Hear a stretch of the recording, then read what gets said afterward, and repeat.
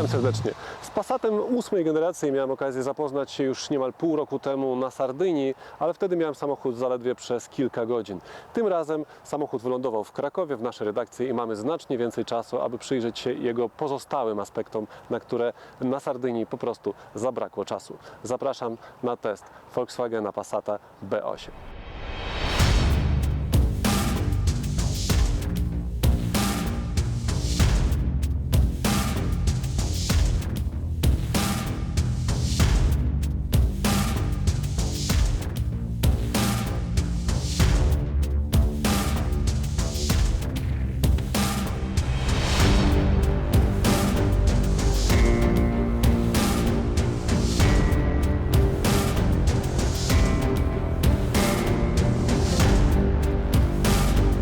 Nie będę więc omawiać wyglądu, bo od czasu prezentacji na Sardynii Passat się nie zmienił. Zresztą jaki Passat jest, każdy widzi. Od czasu prezentacji na Sardynii zmieniła się oferta silnikowa. Tych silników jest wreszcie więcej, chociaż jeszcze nie jest to koniec. Zabrakło jeszcze najmocniejszego 280-konnego silnika benzynowego. My natomiast dzisiaj mamy najmocniejszy silnik diesla. 2.0 TDI biturbo, 240 koni przy 4000 obrotów na minutę i aż 500 Nm dostępnych, to prawda, w dość wąskim zakresie obrotów, od 1750 do 2500. Maksymalna prędkość 240 na godzinę. Do setki rozpędzamy się w 6 sekund, tyle obiecuje producent, ale ten samochód jest szybszy. Miejsca z przodu jest pod dostatkiem, o tym powiedziałem już jak byłem na Sardynii, ale tu tak naprawdę nie chodzi o to, że nad głową mam jeszcze tutaj dwa palce wolnej przestrzeni, mimo że mamy tu okno dachowe, czy też, że tutaj bez problemu jestem w stanie zająć miejsce. Popatrzcie, jakie są możliwości regulacji. Wszystko się reguluje, oczywiście tu kierownica w dwóch płaszczyznach, w dużym zakresie. Fotel regulujemy, tutaj możliwości zapamiętania ustawień, jest możliwość tutaj włączenia masaży, to oczywiście jest opcja. Mamy też regulację odcinka lędźwiowego, ale zwróćcie uwagę, że tylko w jednej płaszczyźnie. Na wysokość regulujemy osobno przód, osobno tył, to jest też przyjemny dodatek, ale zwróćcie uwagę też na to, jak się reguluje tutaj zagłówek. Też w dwóch płaszczyznach i to w jakim zakresie. Wykończenie drzwi jest bardzo komfortowe, z przodu bardzo miękkie tworzywo, z tyłu jest inaczej, jest gorzej, ale to nie jest twarda skorupa, jest po prostu nieco mniej miękkie. O miejscu z tyłu również mówiłem, kiedy byłem na Sardynii, więc pozostaje mi powtórzyć. Miejsca z tyłu jest pod dostatkiem, zarówno przed kolanami, jeszcze mam tu parę centymetrów wolnej przestrzeni, jak i nad głową. Jak tak siedzę normalnie, to jeszcze da się, powiedzmy, włożyć tutaj palec, więc jest dobrze. W każdym wymiarze, zwróćcie uwagę na zagłówek, wysuwa się dość wysoko, aby tutaj też w razie czego ochronić kark przed uszkodzeniem, jeśli coś uderzy nasz samochód z tyłu. Oprócz tego mamy tutaj takie udogodnienie jak wielki podłokietnik, miejsce jak widać na kubeczki, możliwość przyłożenia dłuższych przedmiotów, więc wszystko jest zrobione jak należy. No, jeśli miałbym na coś ponarzekać, to będzie to oczywiście wielki centralny tunel, który tutaj króluje, można powiedzieć, no ale za to można pochwalić, a właściwie należy pochwalić za standardowe wyposażenie tego samochodu, a mianowicie za osobną klimatyzację sterowaną tutaj przez pasażerów siedzących na tylnej kanapie. Nawiewy mamy tu na środku, na słupkach B już nawiewów nie ma, ale jeszcze jedna rzecz, za którą warto pochwalić, kieszenie w drzwiach i za to, że są ukształtowane tak, że możemy tu przewieźć większą butelkę, ale też za to, że są starannie wykończone. Pojemność bagażnika wynosi 586 litrów i to jest 86 litrów więcej niż przykładowo w Insignii w wersji sedan. Po złożeniu oparć tylnej kanapy, co robimy po prostu poprzez pociągnięcie tych dwóch uchwytów i to się składa bez żadnego problemu, uzyskujemy 1152 litry i to jest ponad 100 litrów więcej niż Insignia, jeśli już będziemy o niej mówić. Mamy tu podłogę średnio płaską, szczerze powiedziawszy, bo tu mamy przy zakończeniu bagażnika mamy garb, a oparcia nie składają się idealnie płasko, więc tu moglibyśmy na to ponarzekać, ale z kolei warto pochwalić za taki prosty gadżet. Te dwa haki naprawdę są bardzo przydatne przy przyłożeniu jakichś drobnych przedmiotów. Po prawej stronie mamy, jak widać, kieszonkę na jakieś kolejne gaśnice, a pod podłogą, która jest tutaj tak zrobiona, że można ją tu zawiesić i zresztą, co ciekawe, nie jest aż tak bardzo solidna, jak to ma miejsce w Golfie. Znajdziemy pełnowymiarowe 18-calowe koło zapasowe i sprzęt audio.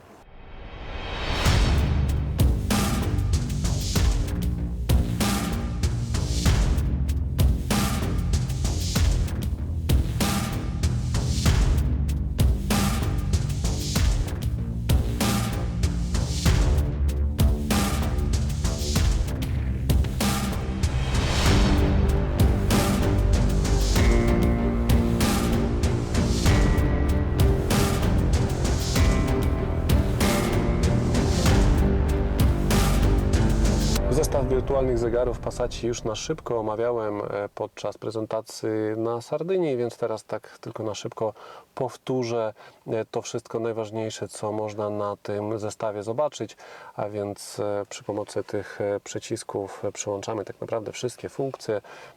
Zmieniając tu w prawo, w lewo możemy zmienić tu widok, audio, telefon, status samochodu, dane jazdy, asystenci, nawigację czy widok. I właśnie ten widok to jest do wyboru i tu góra-dół przełączamy przykładowo opcje klasyczne, czyli takie zegary, zupełnie przypominające standardowe. Możemy też zmienić na zużycie i zasięg i wtedy na tych zegarach pojawiają się dodatkowe informacje na środku. Tu spalanie, po prawej stronie zasięg. Możemy pójść dalej i na przykład sprawdzić wydajność. Wtedy po prawej stronie zobaczymy, czy mocno ciśniemy, bo wtedy te niebieskie takie skrzydełka idą do góry, czy też oszczędzamy, wtedy idą na dół. Też widać po lewej stronie chwilowe zużycie paliwa. Następnie mamy tu centralnie wskazówki nawigacyjne, po lewej stronie wysokość nad poziomem morza, po prawej stronie kompas, asystenci, wtedy widzimy przykładowo asystenta aktywnego tempomatu, po prawej stronie wciąż kompas, no i na środku pewnie jakieś inne informacje, które się ujawnią, kiedy włączymy takiego asystenta, więc jest całkiem sporo opcji do wyboru. Oprócz tego możemy wybrać przykładowo audio i wtedy widać dokładnie to, co w tej chwili gra akurat z USB, co zresztą tutaj widać, to jest odpowiedni znaczek. Możemy też przełączyć na telefon, nie mam podłączonego, więc nic nie powiem. Status samochodu i tu mamy przykładowo ciśnienie w oponach, czy coś jeszcze będzie? Ciśnienie w oponach, ok. I to jest chyba koniec informacji. Myślałem, że ta lista jest dłuższa, tak mi się wydawało, ale ok. Dane dotyczące jazdy, tu zużycie paliwa od uruchomienia 8.8 i to jest naprawdę świetny wynik, dlatego że przez ostatnie 4 godziny robiliśmy tutaj nagranie, jeździliśmy, przegazowywaliśmy, dodawaliśmy gazu, żeby to ładnie wyszło podczas przybitek i spalanie nie przekroczyło 10 litrów. Inne samochody robią naprawdę nawet 2, a nawet ostatnio mieliśmy 3 razy tyle, więc jak na tą moc jest naprawdę dobrze. Idziemy dalej, tu możemy oglądać zasięg, czas jazdy. Zwróćcie uwagę, że te informacje pojawiają się już teraz. Nie trzeba nacisnąć tutaj gdzieś, żeby wejść i zobaczyć, że te 98 km już kiedy wybieramy, uzyskujemy taki szybki przegląd, więc to jest całkiem pomocne. Możemy też przejść w tryb asystenci, to już było i może jeszcze pokażę nawigację i to jest podobne trochę jak w Audi TT, chociaż ten wyświetlacz jest chyba odrobinę mniejszy, tak na pierwszy rzut oka.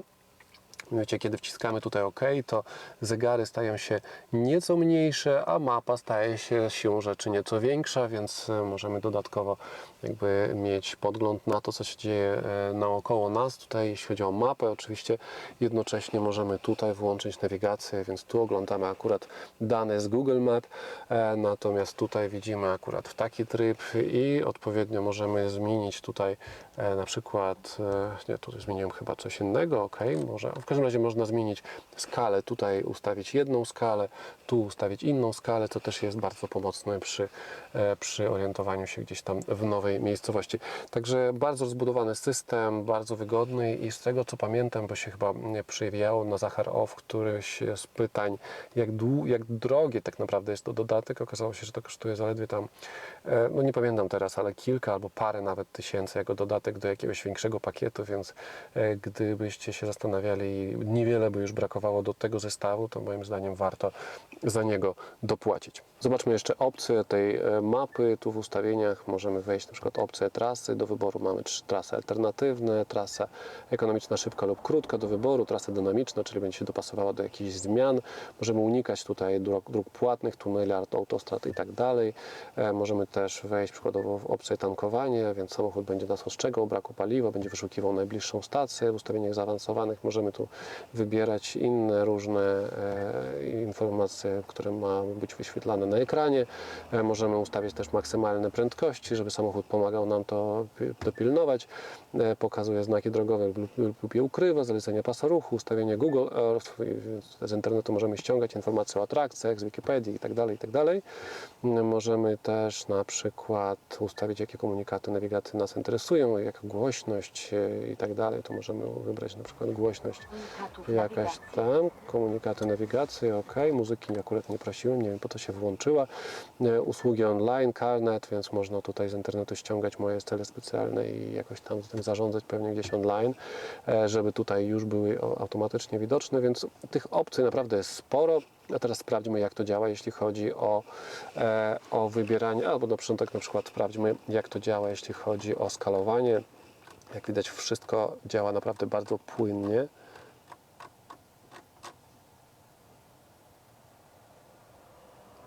Płynnie, sensownie. Jeszcze bliżej poproszę. O, proszę, start stop uznał, że właśnie czas, żeby się uruchomić. To może ja w tej chwili zrobię tak. Wyłączyłem silnik, na szczęście to wciąż działa. I teraz tak, skalowanie już było, teraz może sprawdźmy, jak się wprowadza nowy cel. Nowy cel.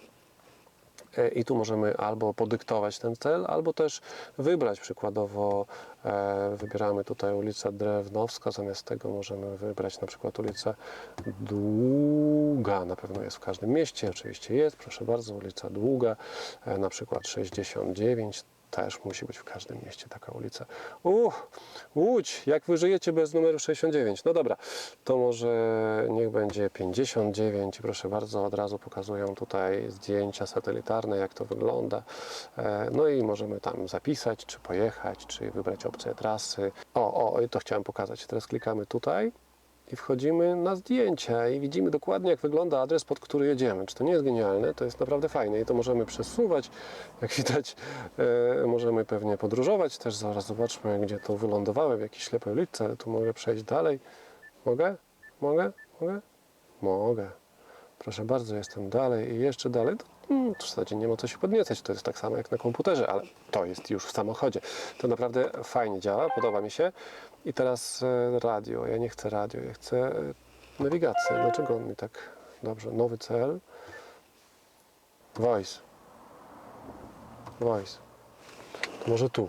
Proszę Panią, chciałbym podać adres. A, być może jest wyłączony po prostu. Dobrze, może tak. Wciskamy tu. Może tu. Dobra, widzę, że nawigacja postanowiła zignorować wszystkie moje prośby. Teraz Voice. Voice. Voice. Hej, zapłaciłem za Ciebie 7180 zł i chcę podać Voice. Voice. O, nowy cel. Już myślałem, że pieniądze poszły z dymem. Nowy cel. Wyszukiwanie gotówka. Czekaj. Pokazywane są wyniki wyszukiwania celu specjalnego. Podaj numer. Dobra, może inaczej. Voice. Nowy cel. Podaj kompletny adres. Zacznij od nazwy miejscowości. Kraków, ulica Zawiła, 69. Czy rozpocząć prowadzenie do Kraków, Ulika? Słyszeliście Ulika? To w Audi był taki wirus, że oni nazywali ulica Ulika, a w Volkswagenie było dobrze i teraz w Volkswagenie też jest Ulika. To zakaźne. No i widać, że są zdjęcia, widać Ulikę Zawiłą, 69, proszę bardzo. Super jest. No ale teraz chciałbym pojechać tam i teraz co robimy? Nie wiem, jak stąd wyjść. Może tak. No i rozpocznij, prawda? Obliczanie tras. Rewelacja. I za chwilę dowiemy się, czy... No i już wiemy, że jest źle. Bo nawigacja kieruje mnie niestety... Gdzie? Pod zakaz. Za 150 metrów skręć w lewo na ulica Krakowska. Otóż to, tutaj w tym miejscu jest nakaz jazdy w prawo i to od paru lat. I która już nawigacja z kolei, chyba każda samochodowa nawigacja kieruje mnie tutaj po to, abym tu musiał odbić w prawo. I dopiero tutaj zrobić nawrotkę, tak naprawdę bym musiał, żeby pojechać w lewo. Zamiast tego powinienem pojechać tu i tak. Tymczasem wszystkie nawigacje kierują mnie niestety pod zakaz. Nawet taka, którą aktualizujemy przez internet, łatwo, szybko i za darmo, i nawet taka, która kosztuje 7000 zł. Szkoda. No ale zobaczmy, jak to zareaguje, kiedy ja postanowię pojechać w prawo jednak na tym skrzyżowaniu. Tutaj zresztą widzimy je na przykład w większym oddaleniu, a tu widzimy w większym przybliżeniu i bez zbędnych informacji, na przykład, bo tu bardziej czytelne, bo tu nie ma nałożonych zdjęć satelitarnych. Już jedziemy.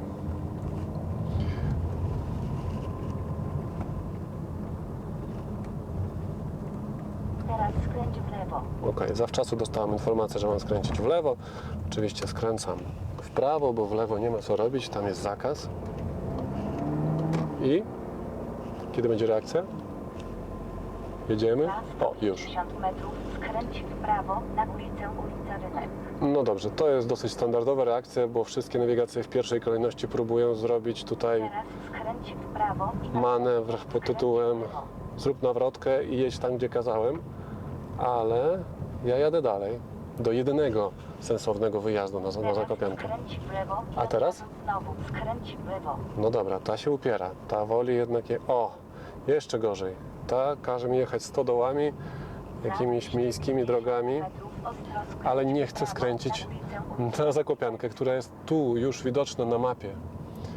Ale ta wciąż chce jechać jeszcze wąskimi dróżkami. Jedziemy. Teraz ostro skręć w prawo. No po co mam ostro skręcać tu w prawo, skoro jak spokojnie, łagodnie skręcę w lewo, to za 10 sekund będę na Zakopiance. Przecież o to chodzi, prawda, żeby być na Zakopiance. Skręcamy. O, wreszcie zajarzyło. Teraz skręć w lewo. Dobrze, mamy ją. Jedź Dokładnie jeszcze 500 to metrów tą była samą drogą. jedyna słuszna droga od samego początku. Nasze testowe auto jest wyposażone w system Dynaudio ze subwooferem w bagażniku i ten zestaw naprawdę bardzo dobrze gra. I to niezależnie od tego, czy podkręcimy na maksa, czy będziemy słuchać w jakimś takim rozsądnym zakresie głośności, to zawsze gra tak samo. Bardzo czysto, bez zniekształceń, a kiedy dokręcimy na maksa, to naprawdę robi wrażenie. Szczególnie basy.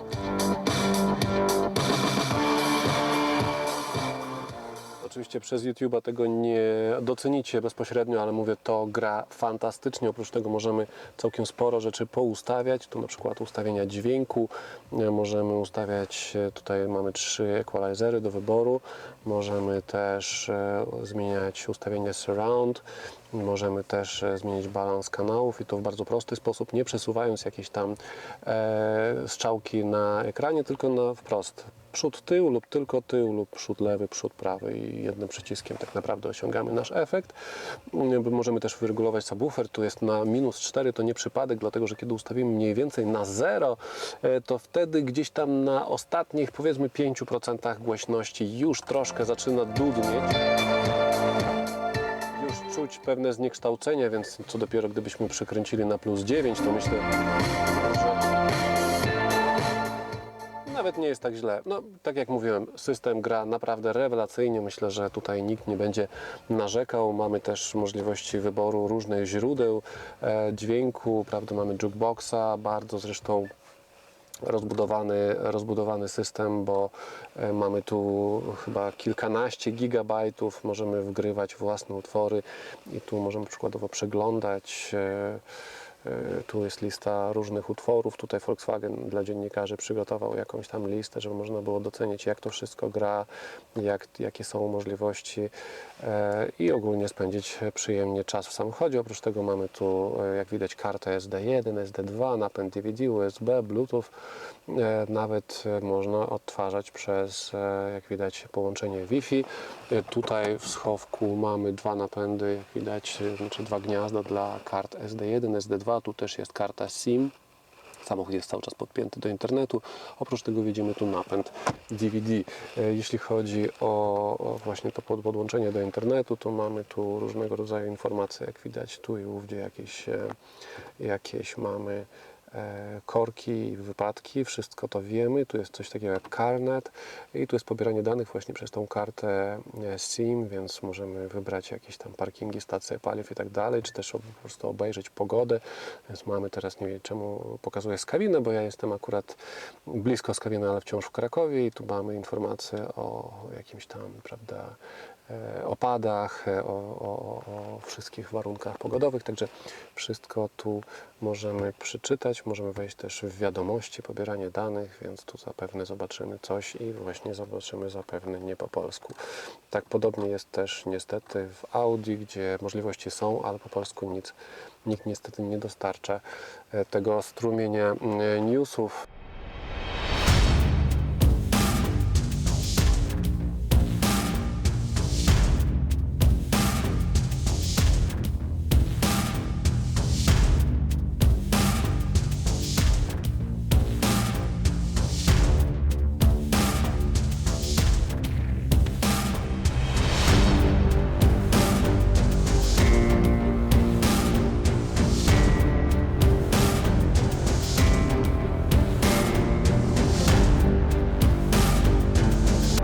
Coś. Tym samochodem już jeździłem. 240 koni, silnik diesla, nadwozie sedan, napęd na 4 koła, DSG. To już było. O tym opowiadałem, jak byłem na prezentacji we Włoszech. No i teraz też wziąłem ten samochód. Szczerze powiedziawszy, poprosiłem dokładnie o taką samą wersję. Nie dlatego, że nie chciałem powiedzieć o tym, jak jeżdżą słabsze silniki, tylko dlatego, że chciałem sprawdzić, jak te wszystkie sportowe wrażenia z jazdy, chociaż jeśli oglądaliście ten film, to ja mówiłem, że to nie są do końca sportowe wrażenia z jazdy. To jest w sumie ciekawe w tym samochodzie. Z jednej strony mamy świetne osiągi, ten samochód zbiera się bardzo dobrze. Przy każdej teraz autostradowej prędkości 100 na godzinę wciskam gaz i robi się 110 i 120, więc naprawdę mocy nie brakuje, elastyczności nie brakuje, trakcji nie brakuje, mamy napęd na 4 koła. Nic tu nie trzeba robić ze skrzynią biegów, DSG radzi sobie doskonale, więc te łopatki to jest tylko dla maniaków, którzy chcą pokazać, że też mają wpływ na coś w tym samochodzie. Tu samochód wszystko robi za nas i robi doskonale. A jednocześnie ten samochód wcale nas nie skłania, nie prowokuje do jakiejś bardzo sportowej, dynamicznej jazdy, agresywnej, która by w jakiś sposób sprawiała, że wysiadając z tego auta bylibyśmy bardziej zmęczeni niż wsiadając. Ten samochód raczej skłania ku temu, żeby się ustawić na prawym pasie i sobie tak pykać za ciężarówką. Ja akurat to robię, bo mi tak wygodniej do opowiadania o tym, co chcę opowiedzieć o tym samochodzie, ale tak naprawdę trochę on taki jest. I teraz wziąłem ten samochód do Krakowa na test w tej samej konfiguracji, żeby sprawdzić, jak to się przekłada na liczby, na spalanie i na przyspieszenie. Powiem tak, od razu zdradzę może prawie wszystko. Spalanie poniżej 5 litrów na 100 km, kiedy jedziemy 90. Natomiast najciekawsze jest przyspieszenie. Otóż ten samochód wyszedł mi na znacznie szybszy niż deklaruje producent. Producent pokazuje, że powinno być 6,1 do setki. Tymczasem tu mi wyszło i to za pierwszym razem i to bez jakiegoś wiatru w plecy 5,5. To jest ogromna różnica, to jest przepaść. Być może dzisiaj asfalt się jakoś mocniej klei. Być może polski park prasowy ma samochody, które są nieco bardziej podkręcone, aby dziennikarze mieli więcej zabawy. Być może. Ja nie wiem, jak to jest naprawdę, ale mi wyszło 5,5. I to jest... Wow, to jest świetny wynik, naprawdę elastyczność też, już nie będę wszystkich liczb recytował, obejrzycie filmik o tym, jak ten samochód przyspieszy i jakie mu wyszły wszystkie te parametry. Muszę tylko powiedzieć, że to wciąż nie zmienia mojej opinii na temat tego samochodu. Ten samochód wciąż nie jest samochodem sportowym. Mimo że tutaj można przestawić, wejść w tryb indywidualny, ustawić układ kierowniczy, napęd, ACC, DCC, dynamiczne światła, klimatyzację, to wszystko można przestawić, komfort, sport, eko. Możemy ten samochód zmieniać tak, jak nam pasuje, ale szczerze powiedziawszy, nawet jadąc cały czas w trybie komfortowym, ja czasem tego auta nie poznaję. Bo to auto raz robi się takie właśnie leniwe, komfortowe. Innym razem gdzieś na ślimaku dociskam, te opony wciąż nie piszczą, dociskam, on się wciąż nie przechyla. Jedzie dokładnie tam, gdzie ja chcę. Dociskam, wyjeżdżam z tego ślimaka i mówię, Boże, ja bym mógł ten ślimak przyjechać jeszcze 2 razy szybciej, nie pisnęła żadna opona, a ja tutaj ja byłem w trybie komfortowym.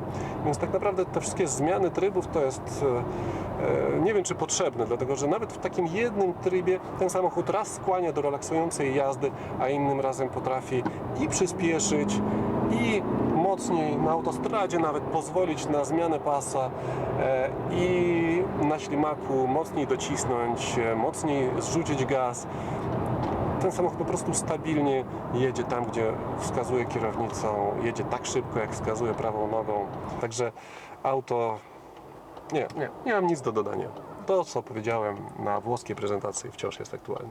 Od prezentacji Passata w październiku oferta w Polsce nieco się rozrosła, pojawiły się nowe możliwości, ale ja wspomnę o najtańszych opcjach, czyli 1.4 TSI 125 koni, który kosztuje 90 790 zł i najtańszy diesel 1.6 TDI 120 koni, który kosztuje 102 490 zł. Jeśli ktoś ma większy budżet, to najdroższą wersję z silnikiem benzynowym, czyli 2.0 TSI 220 koni z 6-biegowym DSG dostanie za 138 000 zł. Jeśli ktoś ma jeszcze większy budżet, to może dostać najdroższą wersję z silnikiem diesla, czyli właśnie testowana przez nas, jeszcze dodatkowo z napędem na 4 koła, 240 koni, 500 Nm, 7-biegowy DSG, ale kosztuje to już więcej, 166 000 zł. I jeszcze dopłata do kombi zawsze taka sama, 4400 zł. Taka topowa wersja z silnikiem diesla jest świetnie wyposażona. Mamy tu LEDy do jazdy dziennej z przodu, LEDy z tyłu, zresztą reflektory też są LEDowe. Mamy wszelkie czujniki, mamy wszelkie systemy dbające o nasze bezpieczeństwo, mamy aktywny tempomat, mamy alkantarę ze skórą w środku już w standardzie, a oprócz tego wyjeżdżamy z salonu na 17-calowych felgach. Lista opcji dodatkowych jest bardzo długa, więc postanowiłem przeczytać właściwie z kartki kilka najciekawszych elementów, a więc system Trailer Assist, czyli tak naprawdę asystent parkowania, która potrafi parkować również z przyczepą, kosztuje 2240 zł. Za 3,5 prawie 1000 zł dostaniemy komplet kamer, które pokazują podczas parkowania ten samochód niejako z lotu ptaka. Za prawie 5000 zł dostaniemy wielkie panoramiczne okno dachowe, hak dostaniemy za niemal 4000 zł, felgi 19 nawet są w opcji za niemal 6000 zł, niemal 7 kosztuje ogrzewanie postojowe, a najdroższa opcja, którą postanowiłem tutaj pokazać, to jest system nawigacji satelitarnej Discover Pro. Najdroższy model kosztuje 7180 zł. Konkurencja w tym segmencie jest ogromna, wymienię tylko najważniejszych graczy: Mazda 6, Ford Mondeo, Peugeot 508 czy też Opel Insignia. Wszystkie te samochody już testowaliśmy i od razu zdradzę, że też będziemy testować, a kolejność była nieprzypadkowa. Podsumowanie Volkswagena Passata będzie proste i przyjemne, dlatego że będzie pozytywne. Samochód jest nowoczesny, użyte są nowoczesne materiały, on jest bardzo lekki, zaledwie 1647 kg i to już z napędem na 4 koła i już z automatyczną skrzynią biegów, z ciężkim bądź co bądź silnikiem diesla i pełnym wyposażeniem. Do tego mnóstwo przestrzeni w środku, dbałość o szczegóły, świetne wykończenie i odpowiedni prestiż. Można ewentualnie ponarzekać na wygląd, bo jeśli postawimy obok Mazdę 6, to Mazda zdecydowanie bardziej przyciąga wzrok, ale pamiętajmy, dla stałych, wiernych klientów Volkswagena taki wygląd to zaleta. Można też trochę ponarzekać na cenę, dlatego że w tej topowej wersji to auto kosztuje już około 170 000 zł, a to jest cena, za którą moglibyśmy dostać Audi A6, BMW serii 5 czy Mercedesa klasy E w podstawowej wersji. Pytanie tylko, czy lepiej mieć full wypasa Passata czy Golasa Audi A6. I to pytanie kieruję do Was, co byście wybrali mając 170 000 zł? Kupilibyście najwyżej wyposażoną wersję Passata, czy podstawową wersję, ale jednak segment wyżej, czyli przykładowo Audi A6. Dziękuję za obejrzenie naszego testu. Za chwilę zobaczycie techniczne jego fragmenty, a Was tymczasem zapraszam do komentowania i subskrybowania. Do zobaczenia w następnym filmie.